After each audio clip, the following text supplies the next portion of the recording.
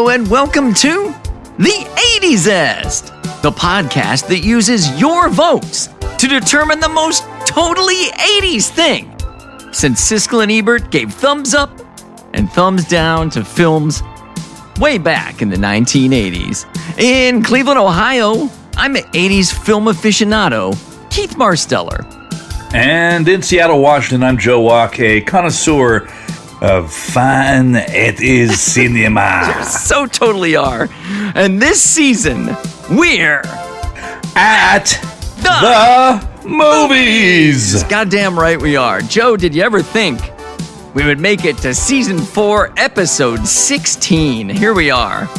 I did not. I thought this was going to crap out long ago. And I didn't know if we're going to make it through this whole movie season, but by God, we are close to the end of a second region with a third one just our out way. ahead. Yeah. One shitty movie at a time. And man, during this season of movies, we've had some pleasant surprises, but we've had more unpleasant surprises. And this was a rough week, Keith. This was not a great week, buddy. This is a rough week. Yeah, we've got some, I don't know if I can make it through this week. We got some bad movies. We've got some worse ratings by us in some cases. Just all kinds of chaos. Tell all kinds the of kind Captain folks, Chaos. Captain Chaos. Tell the kind folks what we have in store for them this week, Joe. Oh, strap in, kiddies, because this week we have our 7 seed. Okay. Oh, here we go. Breakin 2, Electric Boogaloo. That's right. Versus number 10 seed, the Cannonball Run. We can't forget the definite article. It's not a Cannonball I have Run. left it off all of my notes. Yeah, my whole life I've left it off. I didn't know there was a "the" on this movie title until this week. I didn't either, and I hope the spirit of Burt Reynolds will forgive me. I hope the spirit of Burt Convy will forgive me. God, we love Burt Convy. Convy had no spirit. I mean, he is dead, right? Oh yeah, a long time.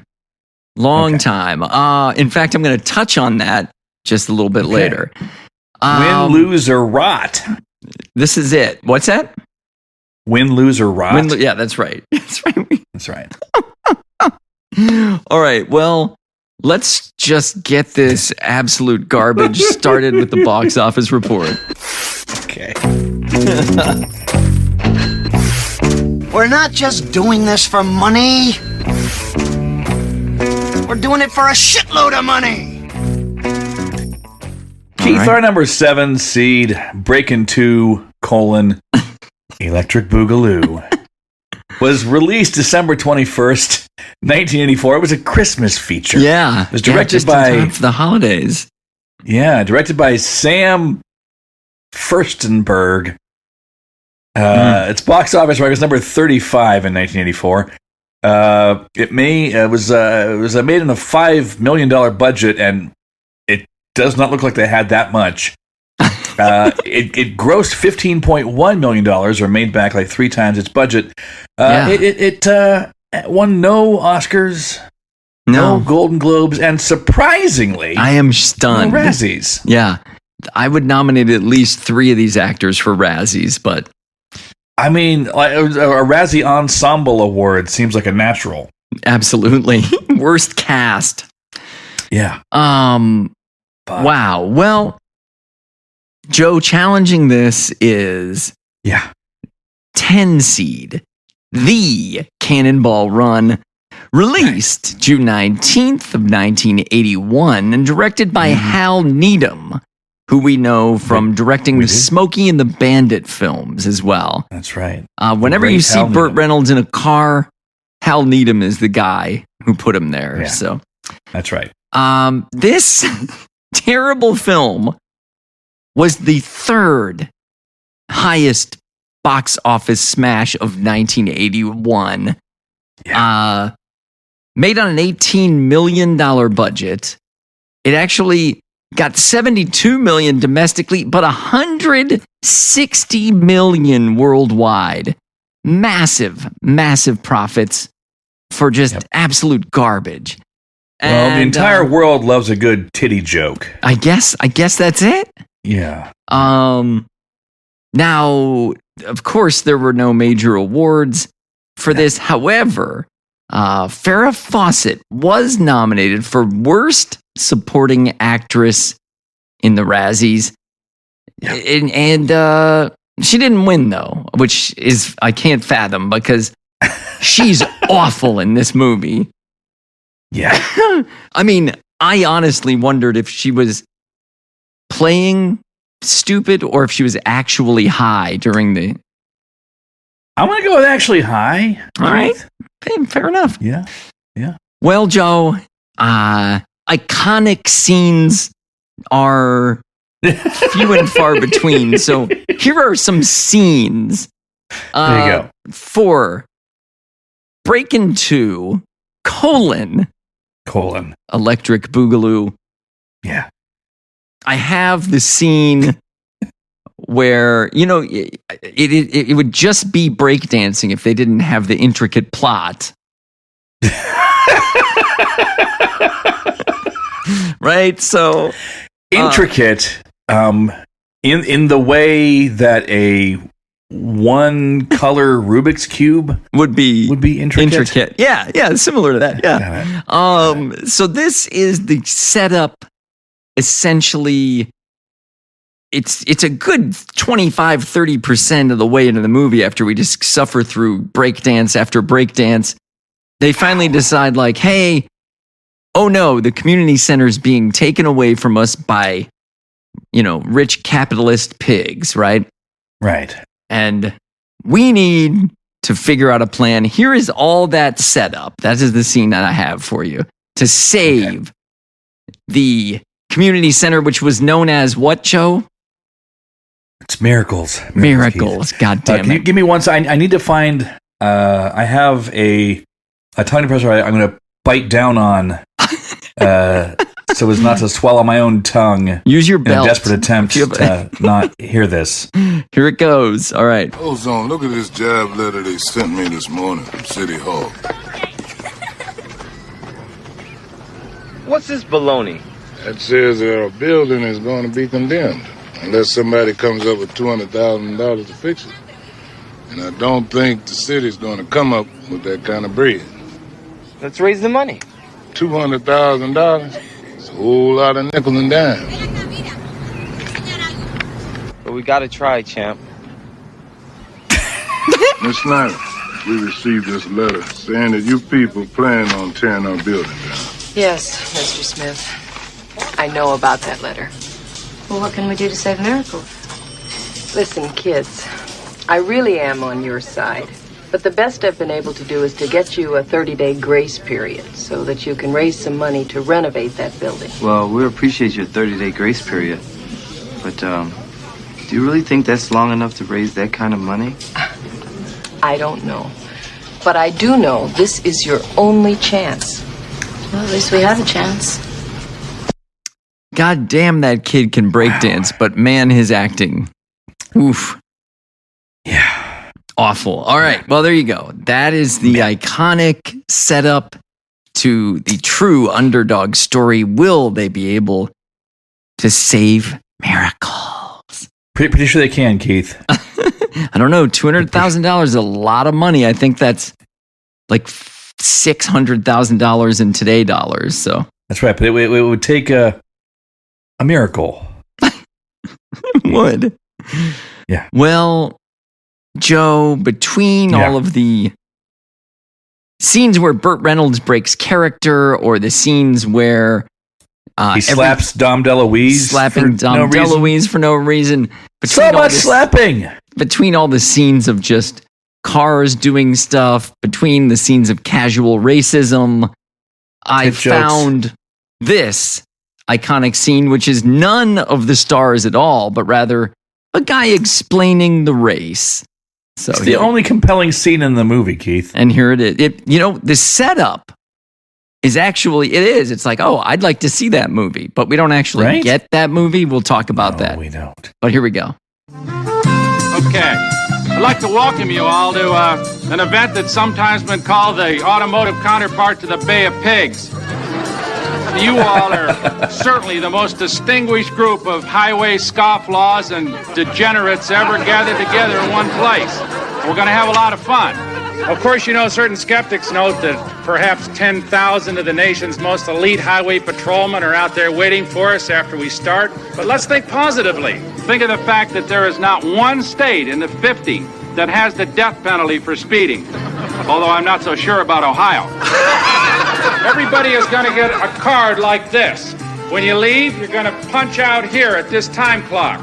3,000 miles roughly away from here is another time clock just like that at the Portofino Inn. The difference between the two times is your time across the country.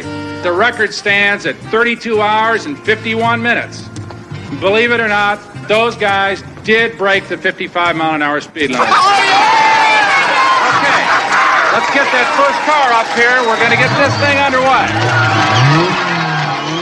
I'm gonna put a pin in that time clock punching thing, Keith. You and me both, buddy. I've been bitching about the time clock thing all week. I think Marsha's tired of hearing about it. Oh my gosh. All right. Well, we got a lot to talk about, but let's find out. You know, did you and I vote these movies in? Did the audience want these movies? Who did? I don't know.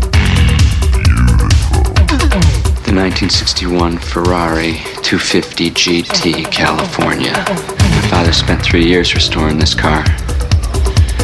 It is his love. It is his passion. It is his fault he didn't lock the garage.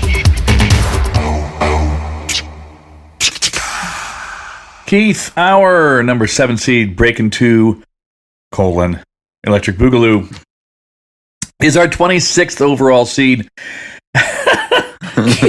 Keith, you had it ranked at 14. Yeah. And Keith, I had it ranked at 11. And all I can do is apologize. Keith. No, I don't think you need to apologize because your vote was not how good is this movie. It was how 80s is this movie. So no apology needed, bro.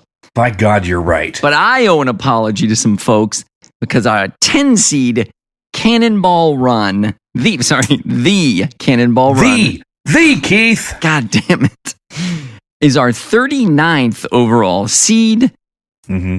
I put it in at number 57. So I want to apologize for that. This movie should not be in this competition.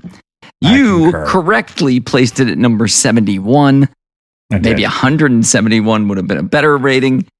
But seeing as it ended up 39th overall, our audience thought much more of this film's 80s-ness than you and I did. They did. Apparently. They did. Now, you and I, conversely with Breakin 2, you and I believed in the beat of Breakin 2, Electric Boogaloo, and we rated it much higher than the aggregate of the rest of the audiences. We put it 11 and 14, but it ended up 26 overall. So, just generally speaking, I guess the audience was less impressed, but yeah. Maybe that's because they hadn't seen it. Well, let's find out how we feel about these films now. There's not going to be a whole lot of suspense here, but I am interested in Siskel and Ebert. I am interested to hear what Siskel and Ebert thought. So here we go. The first time I didn't feel it, but this time I feel it. And I can't deny the fact that you like me. Right now, you like me.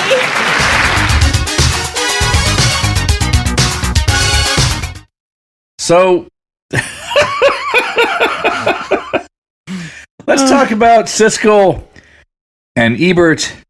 Yes. And Electric Boogaloo, Keith. Okay. It was a split decision. Okay. Really? Siskel gave it a thumbs down. Yeah. He thought that the main characters were very appealing. Like the actors were very appealing and the dancing was really good. He was let down by the side characters in the plot. Roger Ebert gave this a thumbs up. What? He found the energy infectious, and he really liked the dance numbers. Wow. And they both kind of compared it to, they said it was kind of a throwback to the Mickey Rooney, Judy Garland movies. Let's put on a show, kind of save the kids center thing, which it is. But the fact that neither one of them was like throwing up. Right. As they watched this. The fact that neither one of them were like, oh my God, the acting is appallingly bad. Excoriate. I mean, this should have just been destroyed by them, I would think. Yeah. And yet it wasn't.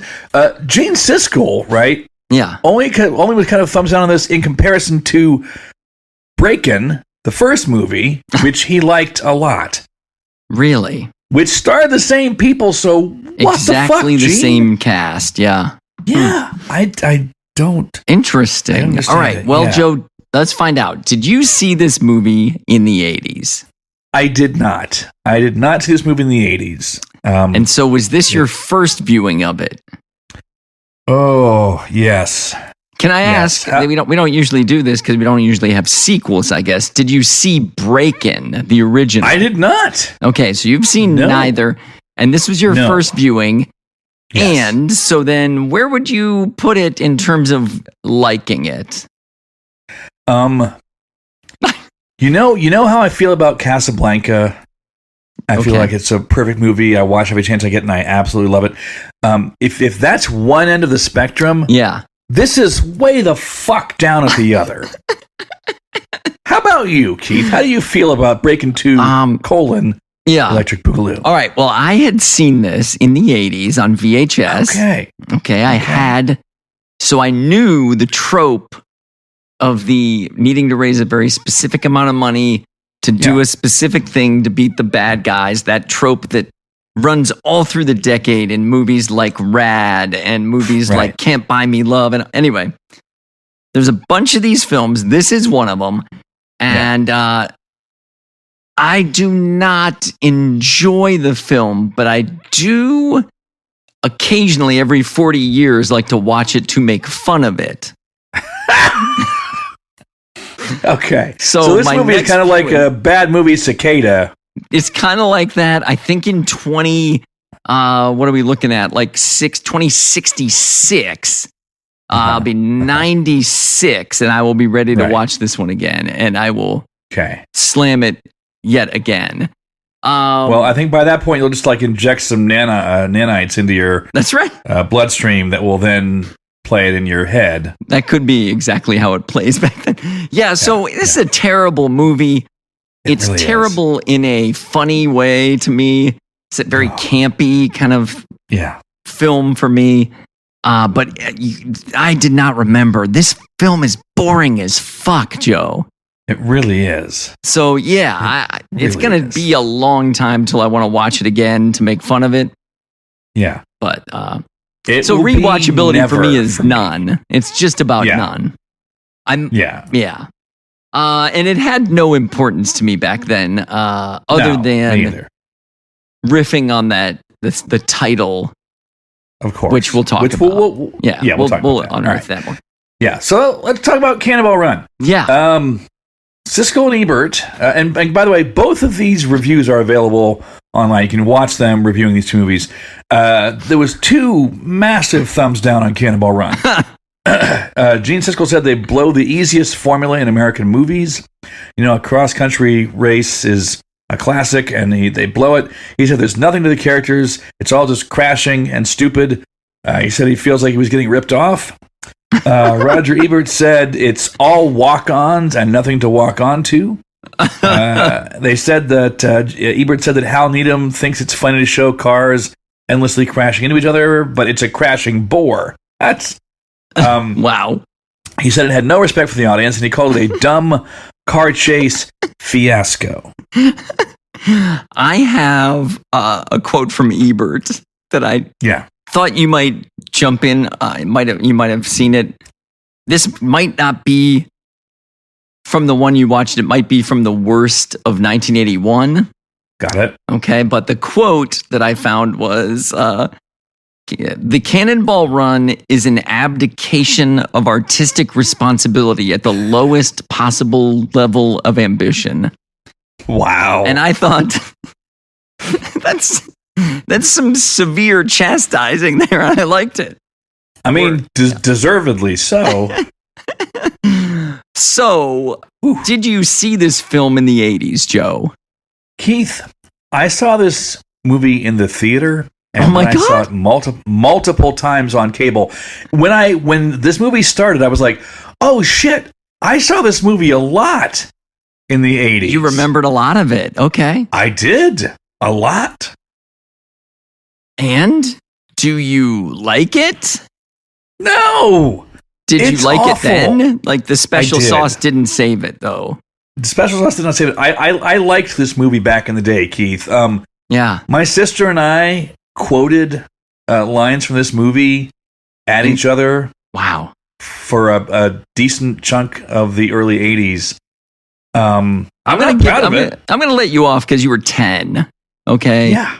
I'm gonna let you off the hook for that. That's okay. Oh, I mean, yeah, we all watched. Yeah. Plus, I think this was this an R-rated movie at the time? I don't know. Maybe not. Maybe not. PG. I don't know. Keith, what about you? Did you see this back in the day? I think I saw this pushing later into the 80s on like TV somewhere. Got it. Because I know I had seen it. When I watched it was familiar, but I haven't seen it since. And there is that energy because it's a fun idea, but the execution of it, like that setup got me all jacked up. I'm like, oh, this is going to be cool. Like I barely remember this. Is this funny? And then I don't like the film. This is more like making fun of it, counting continuity errors, things like that. Wondering if they accidentally put a bad take into the final cut. Things like that made me keep with it. And I'll say this: it moved faster than Breakin' 2. Like I was not falling asleep while watching this. Yeah, agreed. And so, I don't need every movie, Joe, to be Casablanca. I don't need every movie to be that.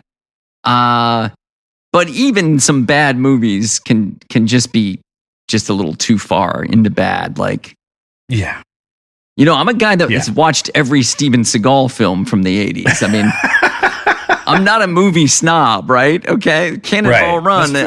If it were funny, I would say so. It is not. It is not. It is just painful. Oof. So, all right. So there you go. Yeah. Time for us to get our discussion going and see what happens. I thought about this quite a bit, sir. I don't want to sell anything, buy anything, or process anything as a career. I don't want to sell anything bought or processed, or buy anything sold or processed, or process anything sold, bought. Get busy! So, that's the log line for Breakin' 2, Electric Boogaloo goes like this. Ozone and Turbo are back on the streets of East LA. This time fighting to save Miracles, their beloved community center, from a greedy developer who wants to tear it down and build a shopping mall. Kelly returns from dance school to join them. Yeah, that's for sure. Meanwhile, 10 seed, the Cannonball Run goes a little something like this. It's the Cannonball Baker Sea to Shining Sea Memorial Trophy Dash, an illegal cross-country road race from Connecticut to California. An all-star cast goof around and really fail to contain their laughter on camera.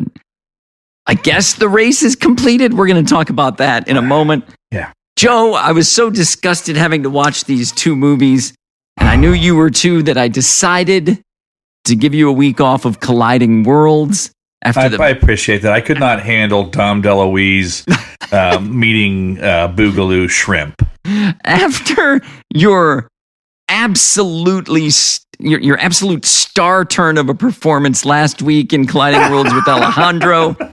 I wanted to reward you for really going for it, doing the full Aussie accent, a great Olivia Newton-John impersonation, if I've ever heard one. I kind of felt like I was Olivia Newton-John. And transcendent. That's right. And so, all right, we can just get right into the general discussion. What do you want to talk about first, man? Just bring up something. There's about a million things to talk about here. So let's talk about how there are in Breakin' 2, right? Yeah. It's the plot, if that's what you want to call it. Yes. Is really, really secondary. It's thin. It's thin. It's just like, hey, here's a bunch of breakdance numbers that just are randomly shot. It's not. I mean, if they were filmed interestingly or coherently, right? Yeah, it might be an interesting movie, but they're not. It's just a bunch of kind of quick cuts. And I'm sorry, but the three main dancers, to me, the three main characters are the least talented dancers in the movie. There are so many people that they just like show. Yeah, like random shots of these kids who do it so much better. What else? The fact that Kelly, who is apparently so beloved in this neighborhood. Yeah, right. From Breakin'. From Breakin', and you have to know the history. I didn't. Did she like pull kids out of a well when she was there? Or what something? The hell did she do? Right? Yeah. What the fuck did she do to deserve that welcome? The fucking mime.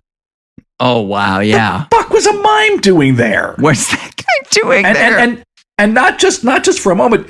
The mime pops up throughout the movie. It's so crazy. He really does. All right. Here's a couple things I noted. Okay.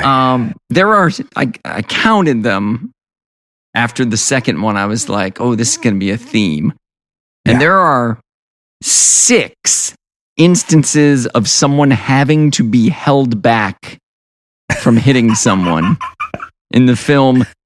0 fights. No fights actually happened, but a lot of, hey, somebody hold that guy back. Like, I wonder how many times they had to redo that take because they failed to hold him back and he didn't know what to do.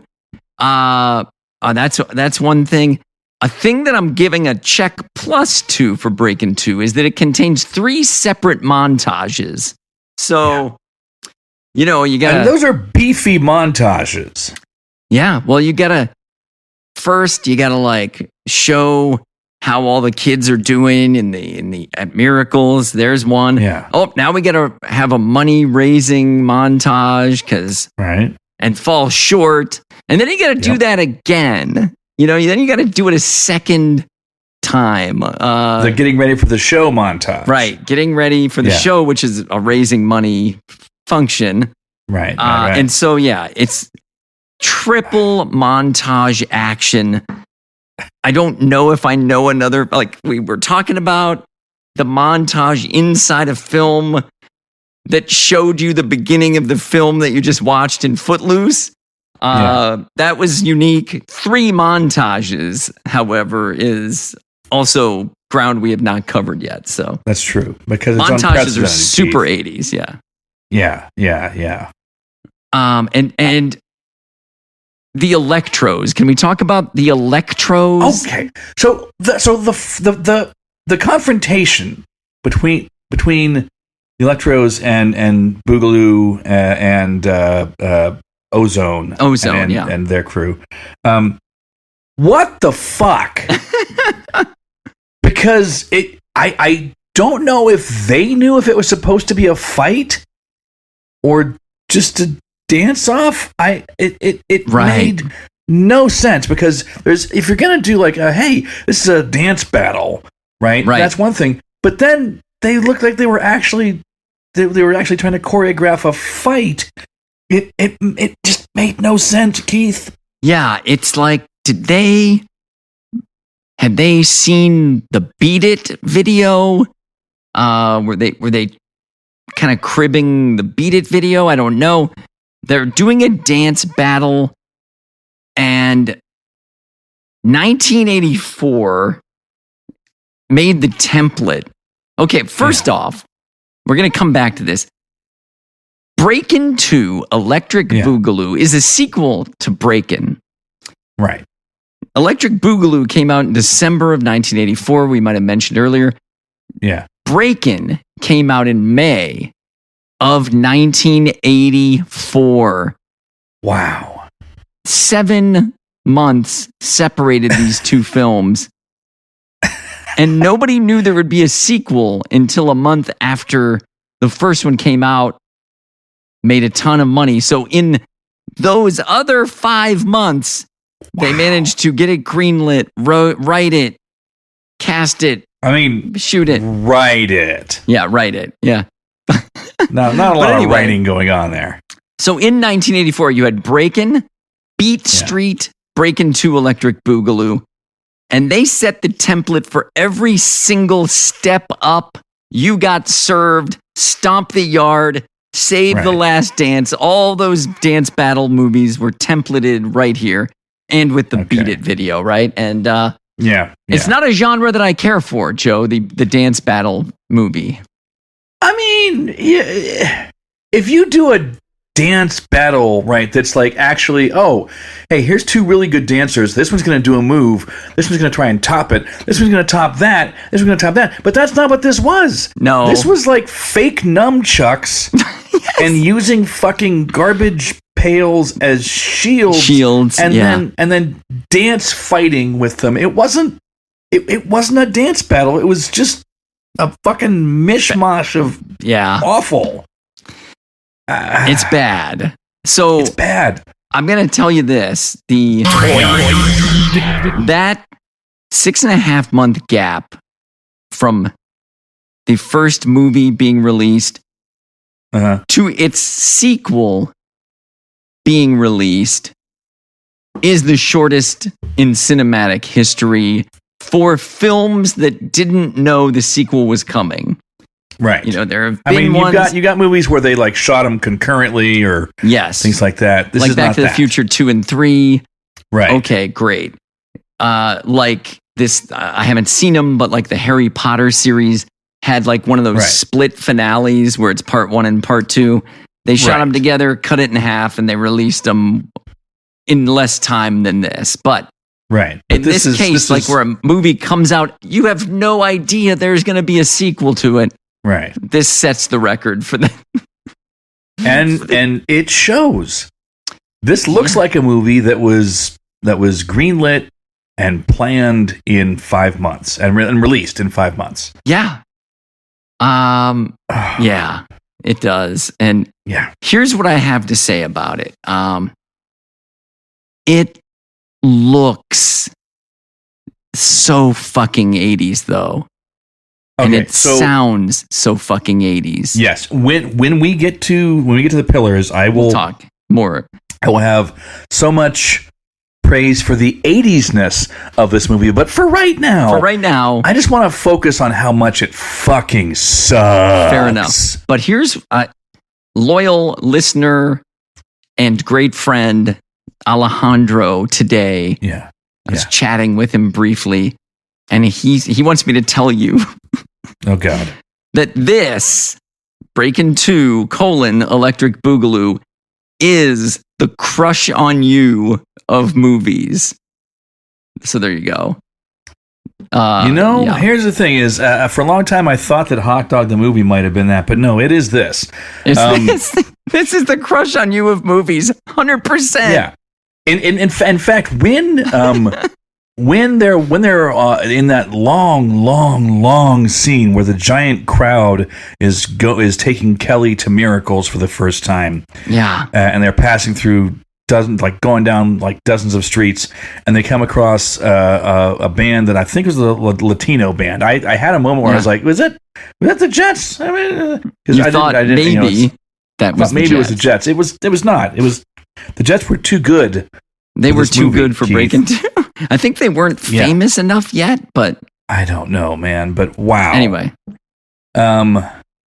Keith. Here's the thing. This movie is so bad I very nearly gave up and stopped watching it. Yeah, you were messaging me, and you were on the struggle bus, dude. With this one. And here's the thing: is then I started back. I'm like, fuck me! I'm only half an hour into this thing. I know and it's close to 2 hours long. It goes forever. It feels like forever. Yeah. Eventually, I did kind of compromise with myself, and I just let it play as I did stuff around the kitchen. Yeah, and would come back and check in, and then it got worse, and I would actually like, skip ahead. I'm like, okay, this is all just dancing. I'm gonna go ahead and skip ahead. Yeah, to the next plot point. All right, I have one other thing I wanted to say. General discussion, and it's a toid. Yeah. So our guy Turbo, aka Boogaloo Shrimp, right? He toured with Lionel Richie before he ever shot Breakin. And then Boogaloo Shrimp then comes and does Breakin 2. And in it, dear listeners, there is a scene where he dances literally on the ceiling of a room and all around the walls. Yep. And as it turns out, Lionel Richie saw it. Got inspired by his friend and backup dancer Boogaloo Shrimp, and it inspired him to write and record the song Dancing on the Ceiling, then use the same crew and the same concept of the rig of the spinning room to film his video. So what you're seeing here is proto Dancing on the Ceiling by Turbo. So that scene went on for so fucking long. Well, think about how much money they must have spent on it. Probably half their budget getting that. I guess they're like, okay, we have to make this a 20-minute dance scene. Plus, having a person come in the room who wasn't spinning around, and watching it and like reacting. Wow, that was really bad reacting. But God bless her. That kid could not act. Just one more thing here, Keith. Yeah, what do you got? So there's a big development in the movie is when Turbo gets injured. Oh fuck yes, dude! And he's in the hospital, and he's got like multiple casts on. He's got casts on his leg, on his arm. Cast on his arm. He breaks out of the hospital. His girlfriend sneaks him out in for some reason has to sneak him out in a hamper.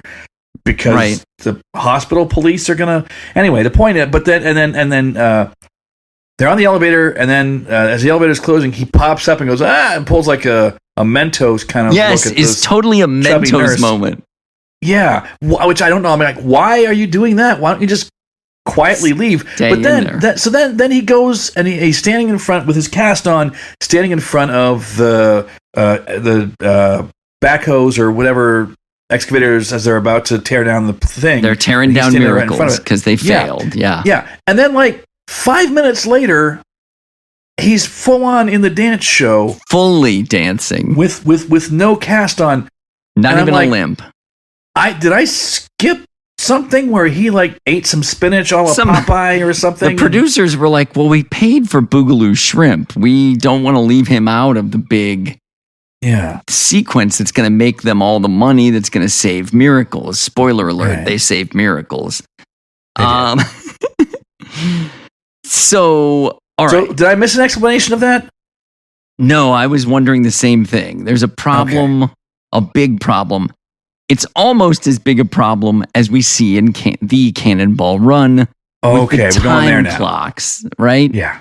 It's time to talk. So, talk time clock. Yeah. So we heard it in our quote-unquote iconic scene. You punch the clock, you get to the other side of the country, you punch it again. It's very much like, for any runners in our listening audience, chip time versus gun time. Right. Okay. That's set up. Joe, tell them what happens in the actual film. So after that, there's a whole sequence of racers coming up and punching their clock and then heading out.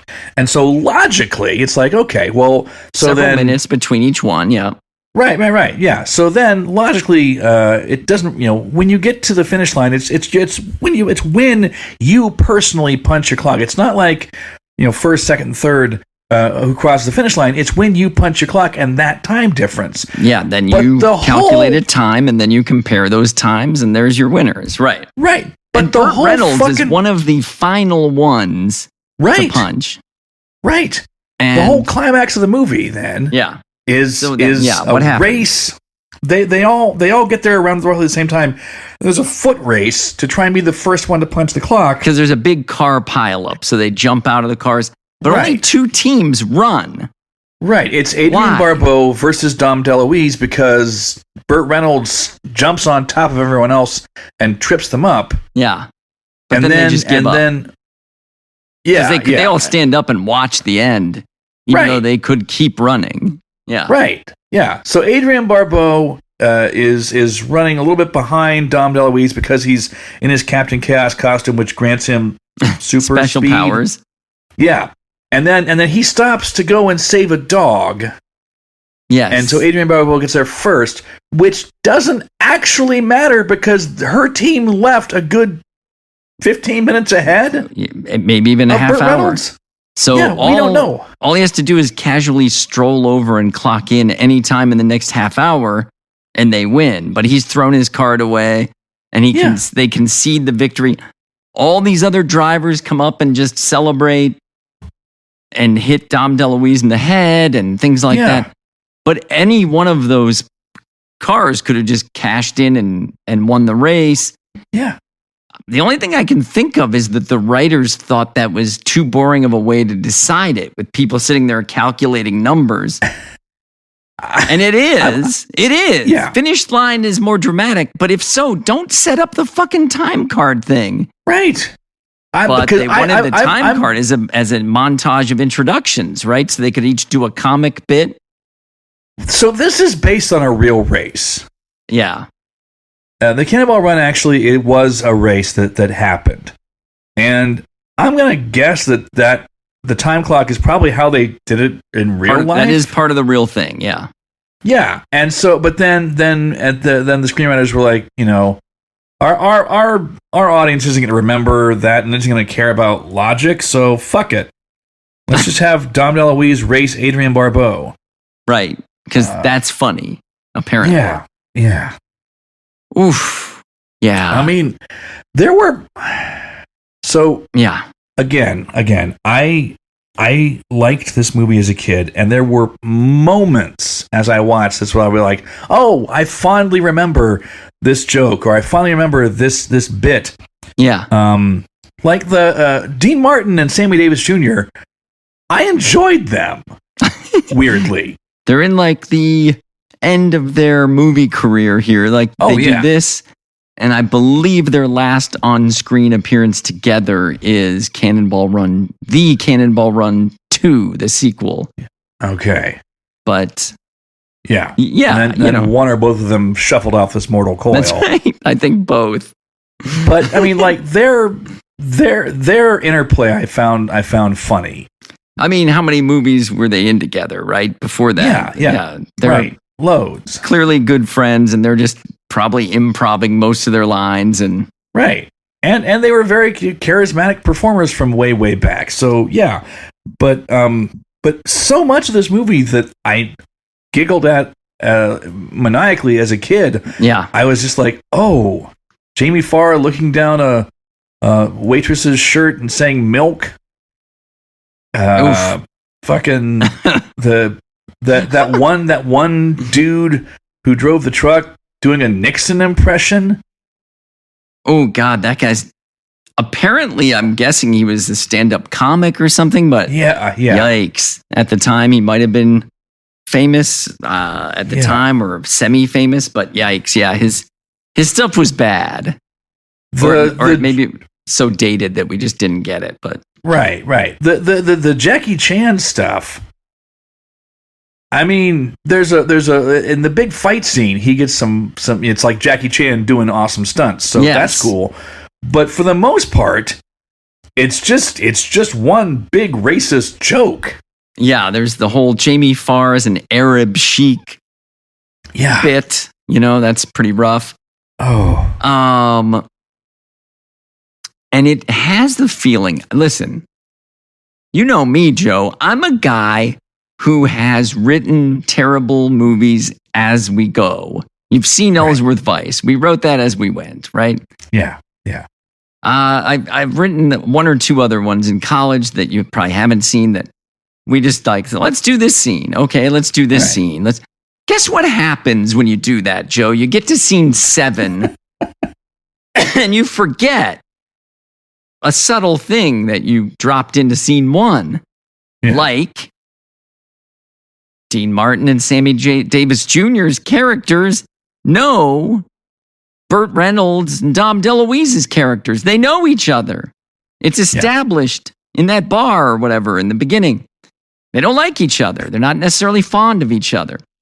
Yeah. But then flash forward 20 minutes into the movie and the same characters are interacting and Dom DeLuise sees them as disguised as priests and they're offering to bless their van. And he's like, hey, these priests want to bless our van, as though he's never seen them before.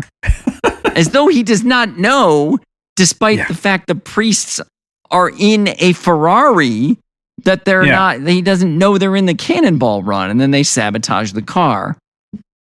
What the fuck is that? I mean, that's so bad, it's not funny to me. It's so terrible. Why do they need a real doctor? Was that a thing in the 70s and early 80s where an ambulance had to have a real doctor in it, by the way? I don't know, but it made no sense. It's like, you guys aren't real EMTs. So why? Right. Dom DeLuise and Burt Reynolds' characters soup up an ambulance, right? We should tell listeners who haven't just seen this. Tell them what their plan is, right? Well, because in the beginning, they're casting about for what kind of car can get them can be an excuse to drive fast, and then they're injured, and they happen upon the idea of we'll make an ambulance, and then I guess to make it realistic, they want to have a doctor and a patient. I can see wanting a patient in there, maybe. Yeah. But like I didn't. The doctor thing is like out there. Yeah. It makes no sense because you could have someone pretending to be a doctor, right? Why did you need a real MD? Just get a white coat. Right. Yeah. But instead, that gives them a chance to have Jack Elam being creepy. Which he does well. Oh, no, he's very creepy. Yeah. 100%. And then they kidnap Farrah Fawcett, essentially.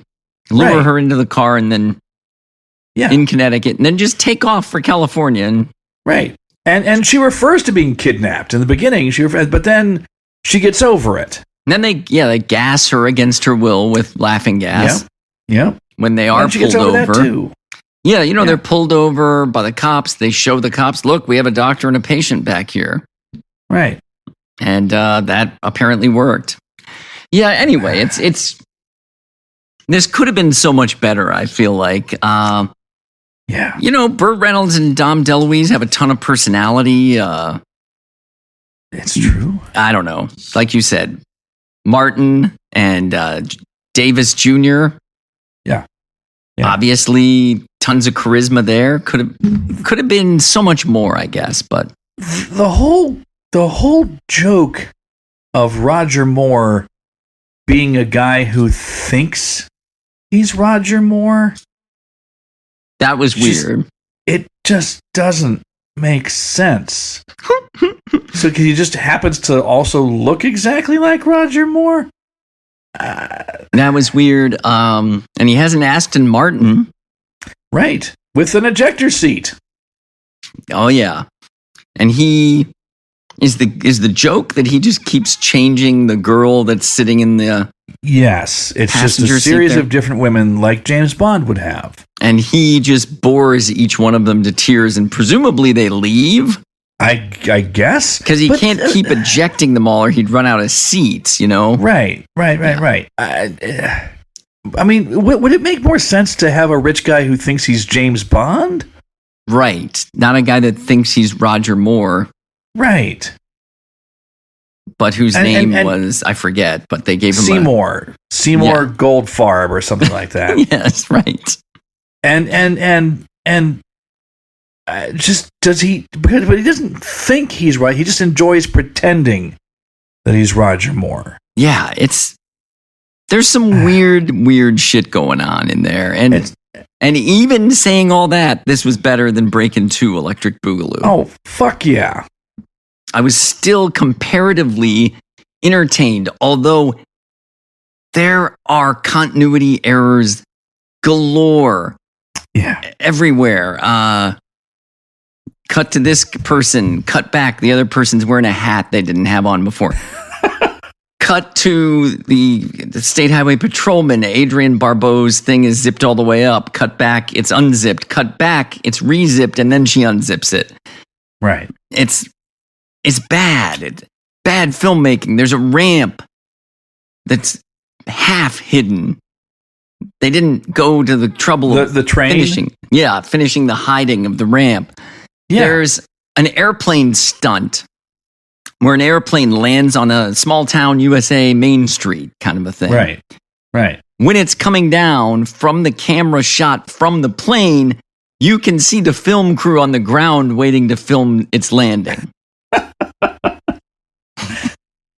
It's Bush League. Yeah.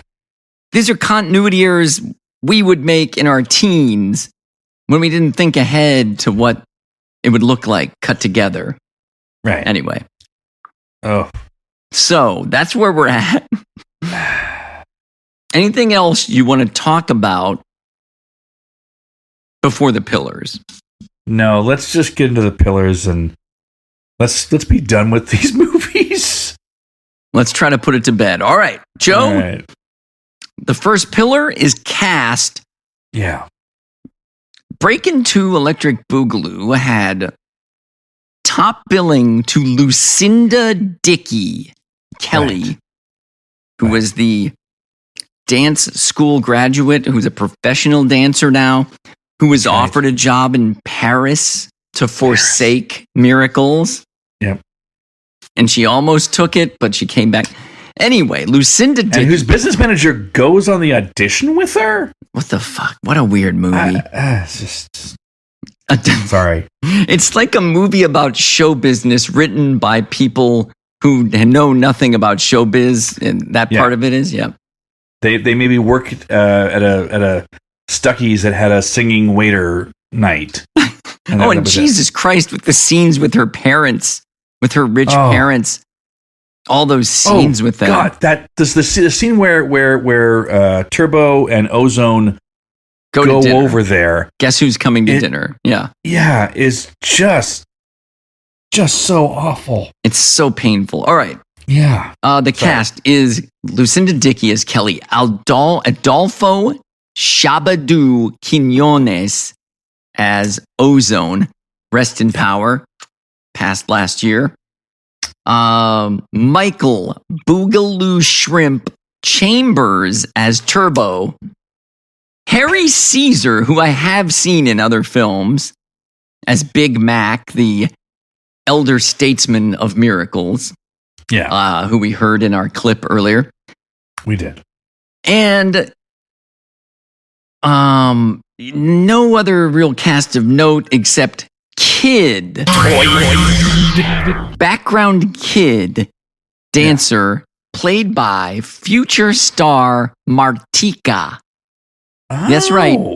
The musician that brought us Toy Soldiers a few years later was in this film as a little kid, as like a 10-year-old featured dancer. So Martika is in the cast.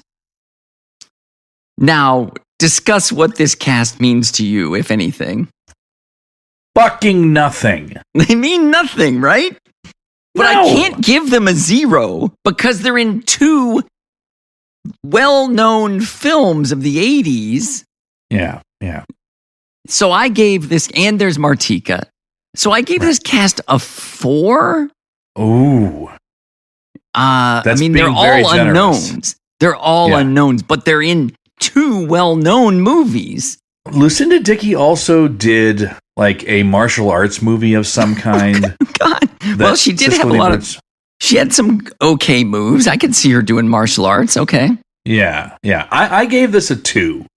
And that's I fair. felt that was being generous. I think it is because you've never heard of any of these names except Martika. Right. Now, yeah. Cannonball Run. Tell me about that cast. Here we go. We have Burt Reynolds, Farrah Fawcett, Dom DeLuise, Roger Moore, who got second billing. He was second billed in this fucking thing. That's crazy, man. Burt Convey, Jackie Chan, Mel Tillis, Terry Bradshaw, Jamie Farr, Adrian Barbeau, Sammy Davis Jr., Dean Martin, Peter Fonda? Peter fucking Fonda. Yeah. George Firth as Foyt, Jack Elam, and Jimmy Snyder as the Greek. Jimmy the fucking Greek is in this thing, man. That's crazy. And he's as good an actor as you might think. So I did a little analysis, Joe, to try to compare the casts. Yeah. And at the time the movies were released, the average age of the Breakin' 2 cast, that's including the parents, and Harry Caesar, Big Mac, the average age of the cast was 28. Okay. And the percentage of the Breakin' 2 Electric Boogaloo cast that's still alive is 60%. Okay. The average age of the Cannonball Run when it was released is 45. Yeah. And the percentage of the cast still alive is a meager 24%. Wow. And so I guess what I'm trying to say is these are massive names. I knew almost every one of those names that you said. Yeah. But they were massive names from the 70s. This is 1981. Yeah. And so this is a group of people who were big in the 70s who were still hanging around in 1981. To borrow a term from frequent show commenter John Booth, he of the Booth rule, this has the stench of a heavy 70s hangover to it, this whole film. That's right. Yeah.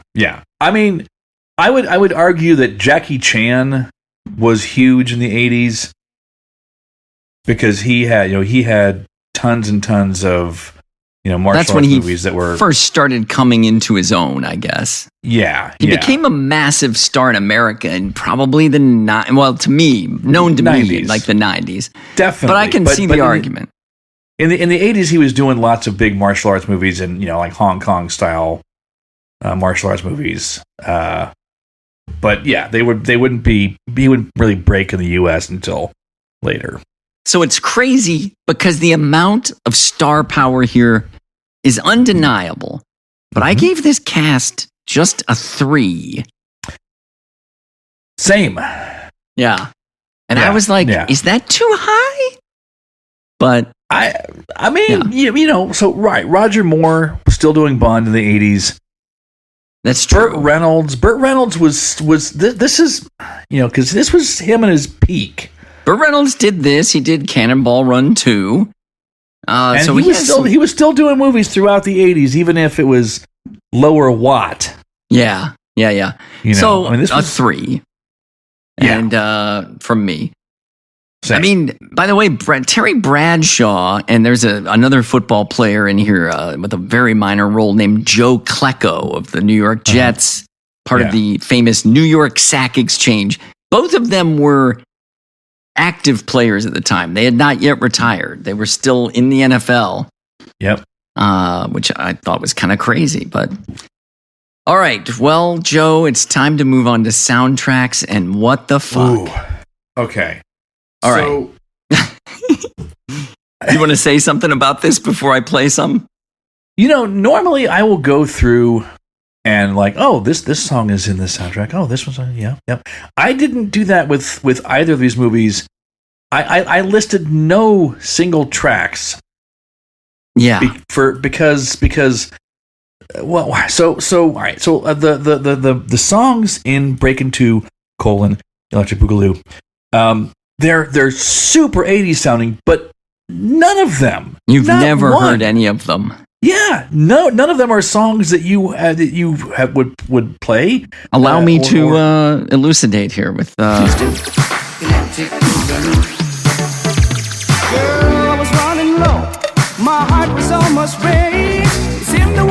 This is Electric Boogaloo by Ollie and Jerry. Okay. All right, so it's funky. This is Din Da Da by George Kranz. I'm going to just jump into the middle.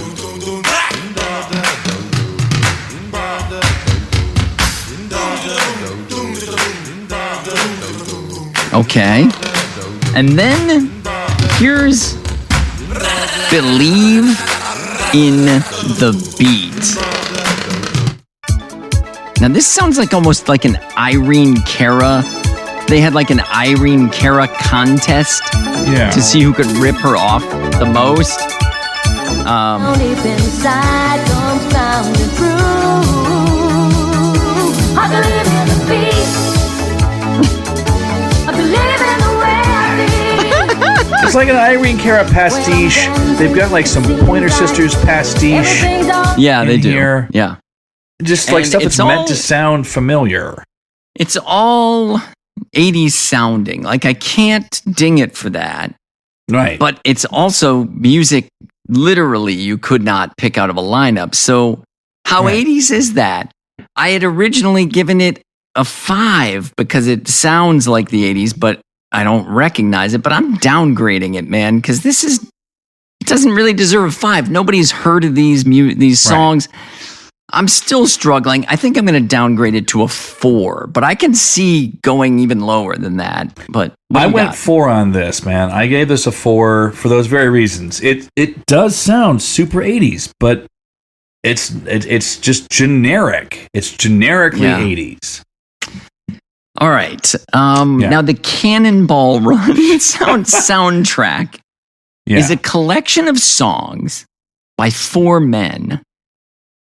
Ray Stevens, who's I guess kind of known for making funnier songs. The Streak is a Ray Stevens song. A guy named Chuck Mangione who just passed last year. Whose music you heard in that iconic scene you played. Yeah, that's some Chuck Mangione's music there. And he's like a horn player, right? Yeah. Right. But so there's no lyrics with his work. It's just, Al Capps, who I'd never heard of, and Lou Rawls, who I had heard of. Yeah. All of these folks are 45 years old or older at the time of this film and were established artists known for their 70s and 60s music. Right. But if you don't believe me, well, here's the song. There's a song in this movie called Cannonball, and this is it. And then there's a song in this movie called Cannonball Run. But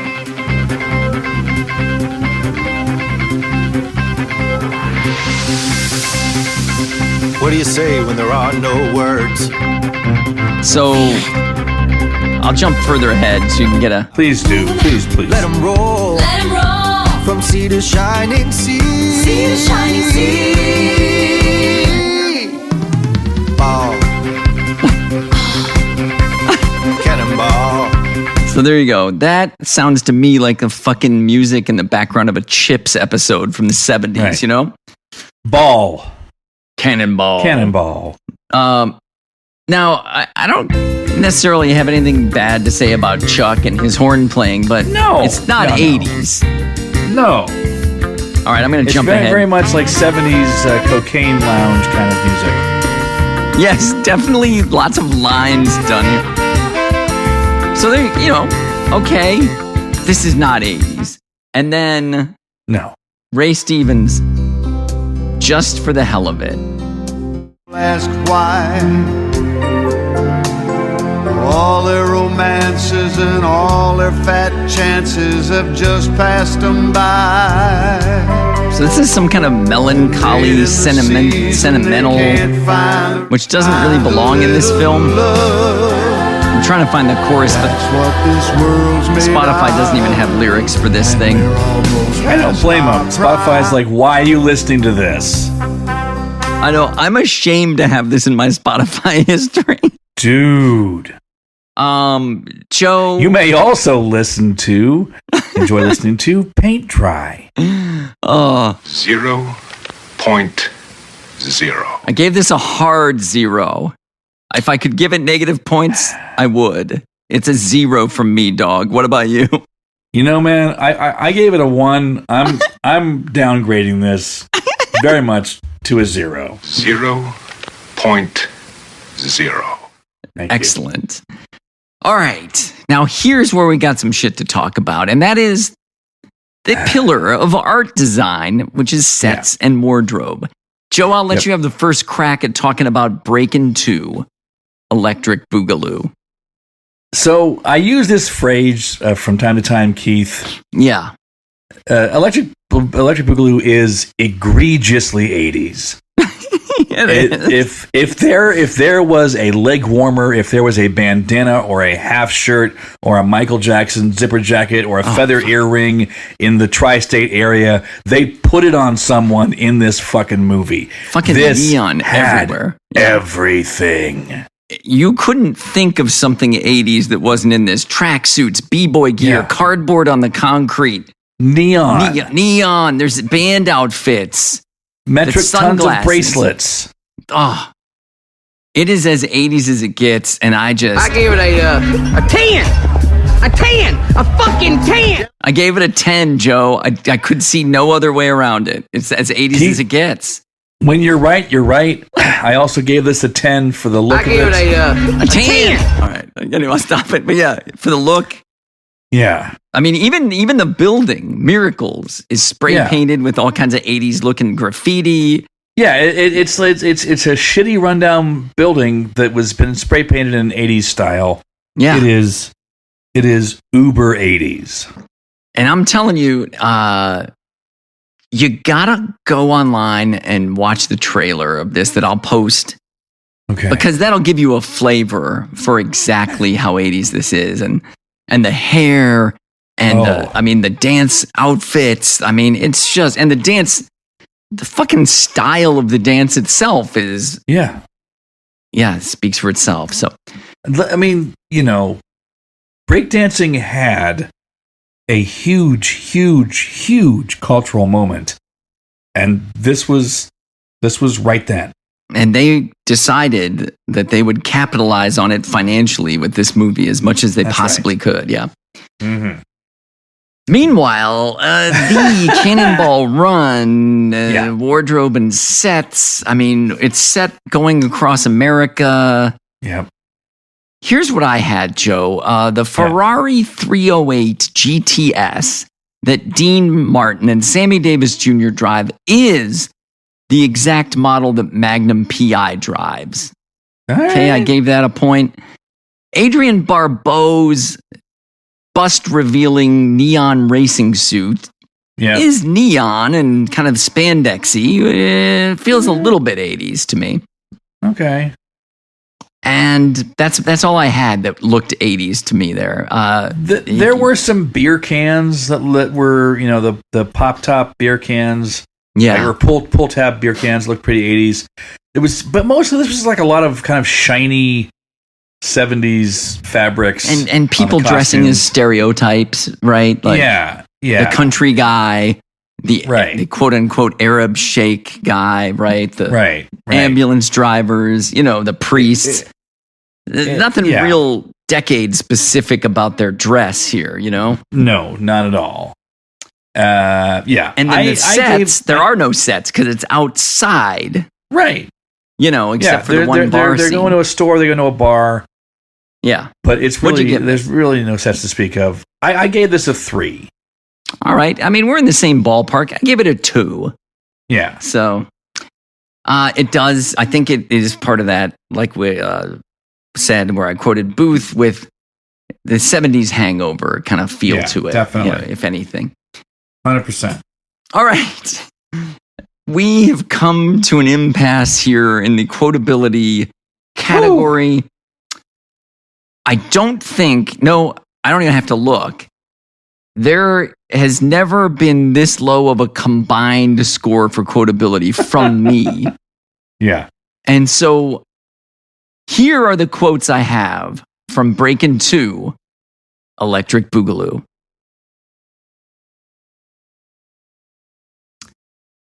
.0. I gave it a 0. I couldn't think of a single line from the movie to quote. When I had just finished watching it. When lines are delivered this poorly, Keith. Yes. When there is just this utter lack of charisma from anyone on screen, no line is going to stick in your head. You know what? That is a fucking great analysis, Joe, because part of what makes a great quote great is an actor nailing it. It's not just the words, right? Like if somebody came out and said, looks like I picked the wrong week to quit taking amphetamines. Like, I don't know if we would quote that as hard as we would not. Yeah. We would not. So the one line I might remember is a kid shouting, "Kelly!" That's about it. Yeah. So I gave it a 0. What about you? Same. I gave it a 0. Absolutely 0. Yeah. All right. Yeah. Now I actually do have a couple of pulled quotes here. Okay. I have 3. Okay. You gave me 2 of them, and if you want to introduce them, by all means. Okay. Go ahead. So I said my sister and I quoted this movie a lot in 1981, possibly into 1982. Yeah. One that I couldn't find was toward the beginning of the movie. Mel Tillis and Terry Bradshaw are driving away from cops, and the lid, or the hood of their car the hood pops flies up. Yeah, flies up. And they go into a Mel swimming Tillis, who is a country singer, who has in his speaking voice, he has a massive stutter. But he sings this line. He sings, "I can't see shit, can you?" And my sister and I thought that was fucking hilarious, and we would quote that frequently. That I read that his speech impediment would go away when he sang. Yeah, which is not uncommon with folks who have a stutter. Right, and so I think that's why they had him sing that line so that he could deliver it. Because you could see the stutter present in his other lines where he was talking, right?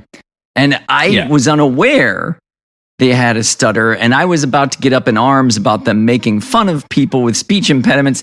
And my wife, of all people, was like, no, that's real. That's his real thing. And I was like, oh, all right, cool. They just incorporated it into the characters, so I give them points for that. It was not like a Fish Called Wanda. It wasn't a making fun of somebody with a stutter deal. Yeah. It was like incorporating a person with a stutter into like like real life into the story. Yep.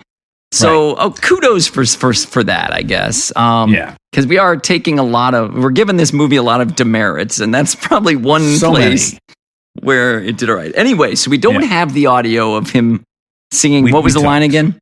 "I can't see shit, can you?" That's it. All right. And then you had me pull 2 others. I had you pull 2 others. I don't know which order you have, and I'll just go. Like you said earlier, Dean Martin and Sammy Davis Jr. are driving alongside the ambulance, and they get him to pull over.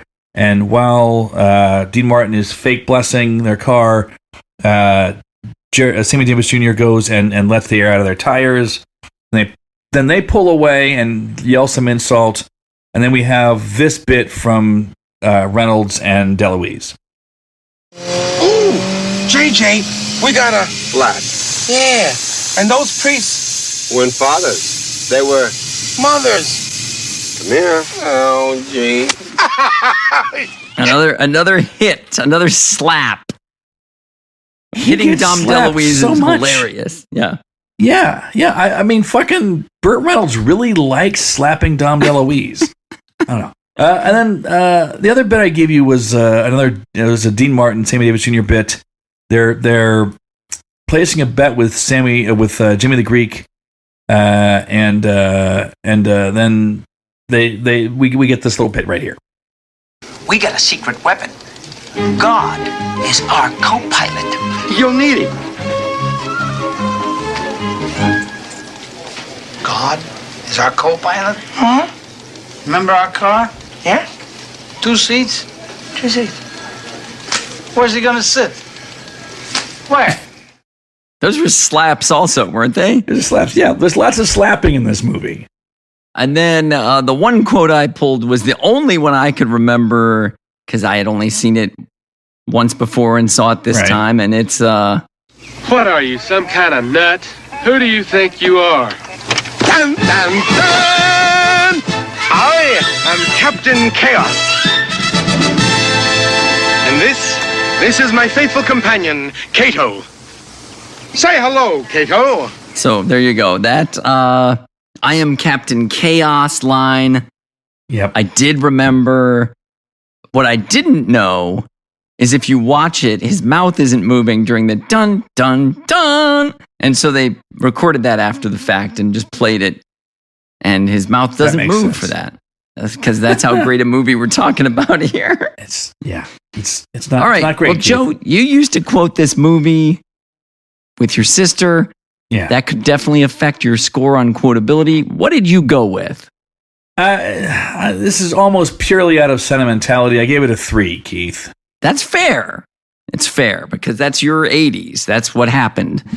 In my case, I barely remembered the It's Captain Chaos line. I gave this a 0.5. Oh, I gave it see half a point. So combined score for both movies of 0.5. That's going to be tough to beat. We're going to need some real bad ones to get a... Yeah. All right. Well, the final pillar has arrived.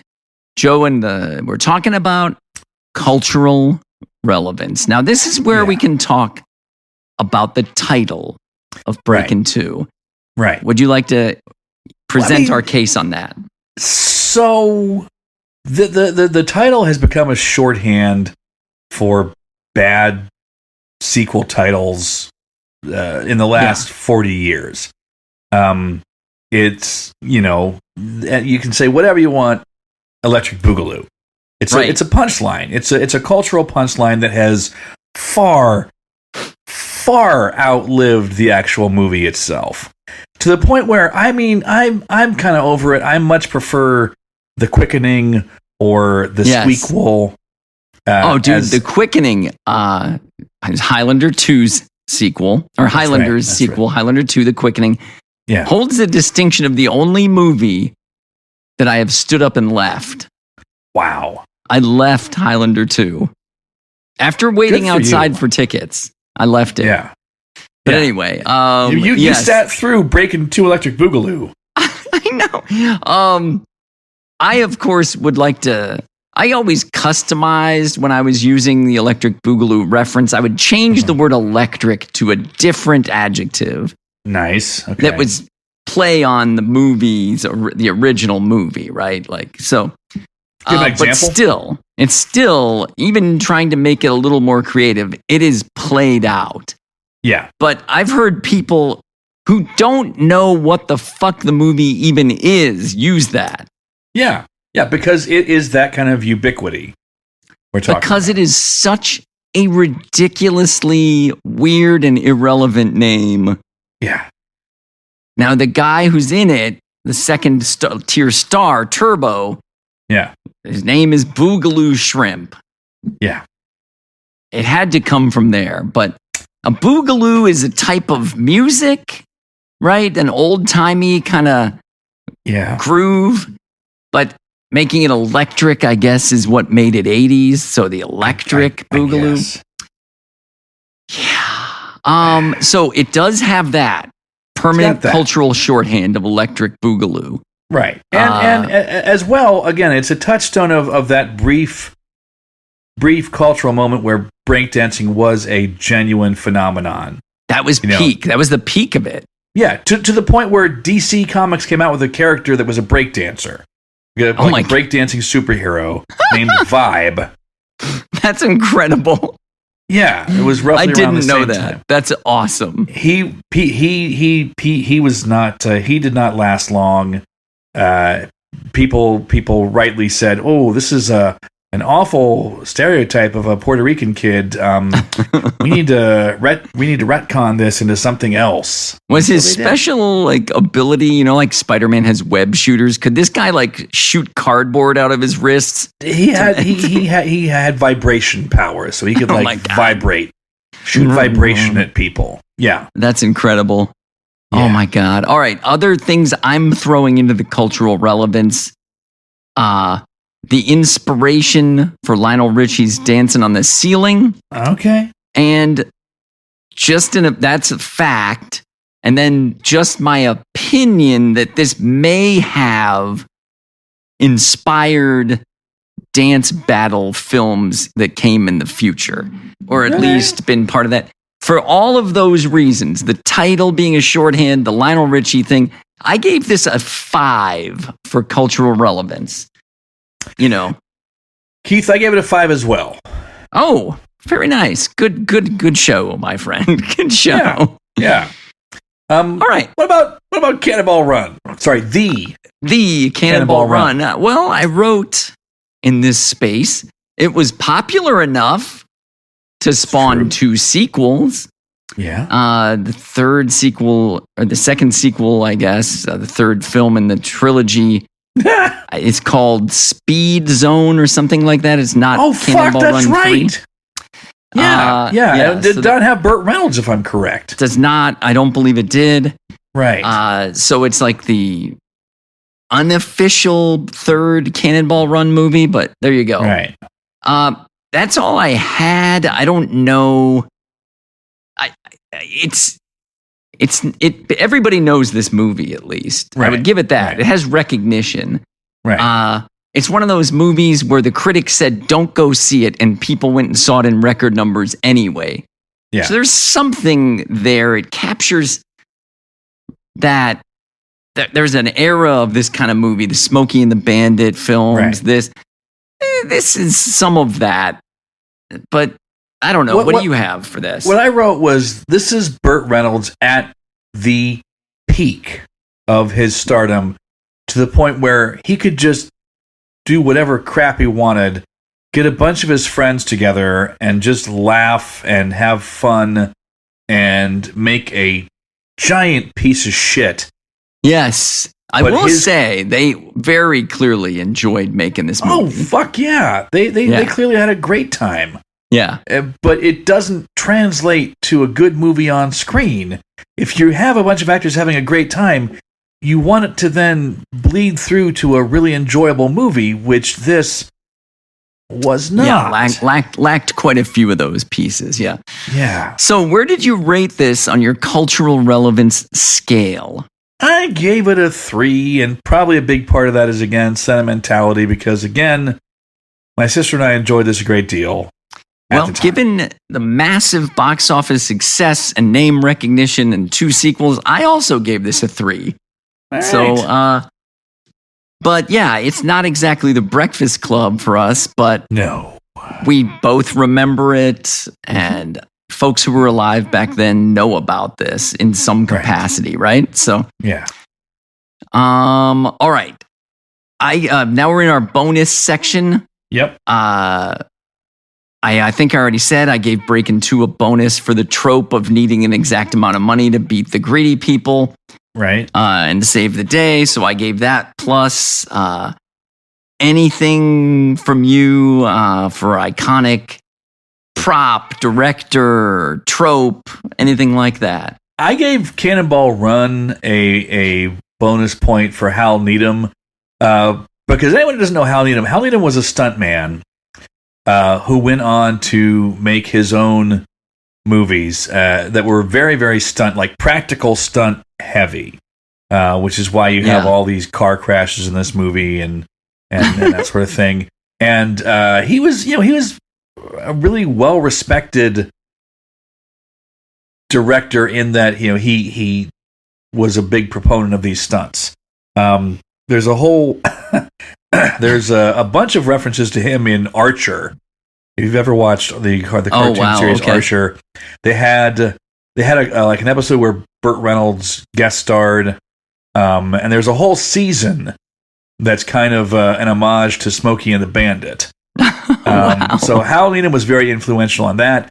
If you watched and enjoyed the movie The Fall Guy a few years back, that was, that was a director who was also a stuntman, and you can see a big Hal Needham influence there. So I gave a point for Hal. Oh, that's fair. Yeah, that's good. All right. Final bookkeeping. Does either of these movies hold up for you? Fuck no. I gave it a hard no on both. Yeah. Yeah. I don't have. I didn't write anything for this. Does the booth rule even need to be talked about here? In terms of, would Breakin' 2 look different today? I think it would. Oh God, yes. Yeah, but to be fair, so would Cannonball Run. So would Cannonball Run. It would be more different. You'd still have the stereotypes racing each other. Right. Just be slightly newer cars, I guess. I don't know. But you'd have to get rid of the blatant sexism and racism. One would hope. I mean, maybe in Trump's America, maybe not. Maybe that's a feature, not a bug. I read in the Jackie Chan stuff,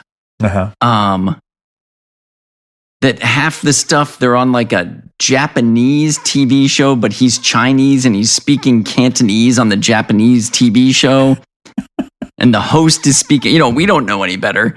But right. I read that was another, and I'm like, but the person who reported that wasn't sure if that was meant as an inside joke or if they really just didn't know the difference between them. I'm going to go with they didn't know the difference. That sounds much more like possible to me. But anyway, the booth rule for me leans toward Breakin' 2 Electric Boogaloo being more different on a remake. But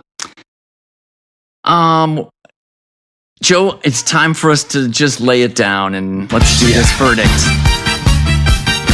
Wait a minute, you can't get away with this. Oh no, I'm afraid I can. You see, only the president of the Greek Council can call a vote. That's completely unfair. This is bullshit. Meeting adjourned. 1, 2, 3, 4. Awesome. That clip. We're going to be watching that clip very soon. That clip we just heard. Breakin' 2 Electric Boogaloo is the 7 seed in this region, and it's the favorite in today's show. And 7 is odd, and therefore I will go first. All right. And Joe, these numbers are making me thirsty. Breakin' 2 for me. Remember, I gave it a 10 in one category. But still only added up to a 24 for me. Yeah. But Cannonball Run added up to an 8.5 for me. In terms of 80s-ness. You don't have to make a big deal about this. It's Breakin' 2 all the way for me. Even if I didn't look at the pillar numbers, it was going to be Breakin' 2 all the way here.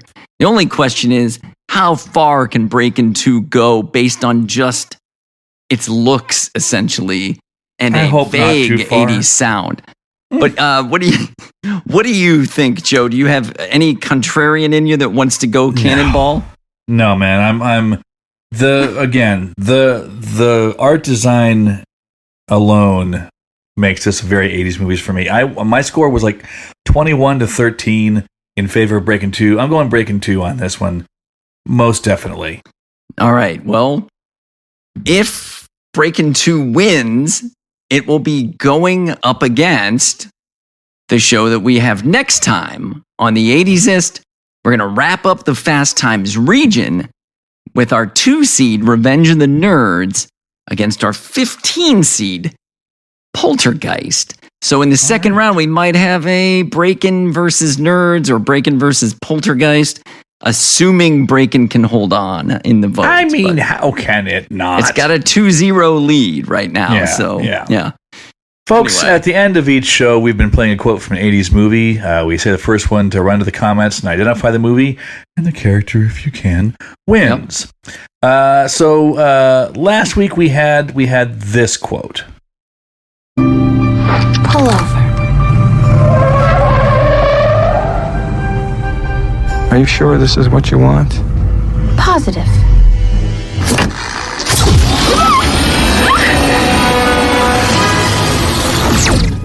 Pretty, but dumb. You know, even though she would have killed me, I kind of felt sorry for her. She was okay. Just a little greedy. As for me, I put it down as a 2-day ride with one hell of a tip. Okay. So that was chosen by Alejandro, our guest from last week. And it was from the movie Heavy Metal. He did Animated say... film. Yeah. He said not all animated films are for kids. The winner, in a way, was Denny, who said, I thought it was maybe Heavy Metal. But he never actually said that's heavy metal, but he did type the words heavy metal. He did, and no one else did. We were non-committal about it, waiting to see if somebody jumped in and said, oh shit, that's scene 24 from Heavy Metal. I recognize it anywhere. Crickets. Nobody. Yeah. So Denny, you got a point. There you go. There you go. But hey, folks, if you, like Denny, want to be able to identify quotes and vote for your favorite movie, you got to sign up for us at our Substack, which is the 80zest.substack.com. My friends, it is free, and it always will be. Can you imagine if we tried to charge people for this podcast, Joe? I mean, they would pretty much just laugh. That's true. Yeah, I would laugh. I would, yeah.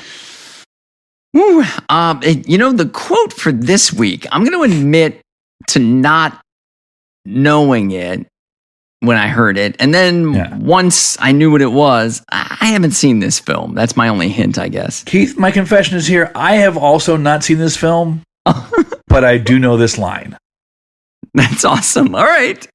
Well, let's see if anyone else does. But that is all for today's show. Thank you guys so much for listening and making the 80sist what it is, a fun community of nostalgia here. In Cleveland, this has been Keith Marsteller, and until we meet again, be excellent to each other. And in Seattle, this is Joe Walk. Thanks for listening.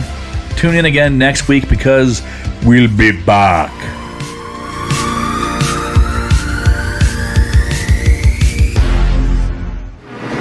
You're not too smart, are you? I like that in a man.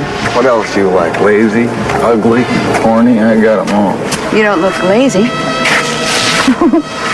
Tell me, does chat like this work with most women? Some if they haven't been around much. I wondered. Thought maybe I was out of touch. I might buy you a drink.